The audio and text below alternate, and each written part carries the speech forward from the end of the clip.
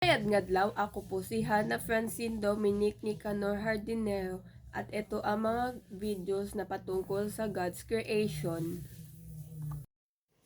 Bakit kailangang alagaan ang dagat? Ang dagat ay tahanan ng mga isda, korales at mga yamang dagat.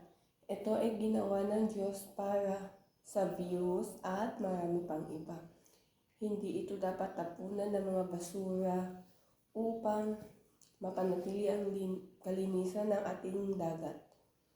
Ito ay maalat at kulay asul. Pagpuno ng basura ay nagiging kulay abo. Dagat ay napapaliguan sa mga beaches, resorts at marami pang iba. Ito ay dapat maging malinis. Nagagamit ito sa paglalangoy para mapanatili ang kalinisan at maiwasan ang kontaminasyon.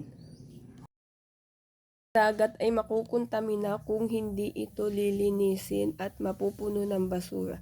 Mamamatay ang mga buhay ng isda sa dagat. Isa sa hakbang upang mawala ang mga problema sa dagat ay ang paglilinis sa ating dagat. Muli po, ako po si Hana Francine Dominic Nicanor Hardinero na nagsasabi na pirmi kitang magpanlimpyo at dagat para hindi kontaminahin at mapanatili ang kalinisan nito. Maraming salamat po.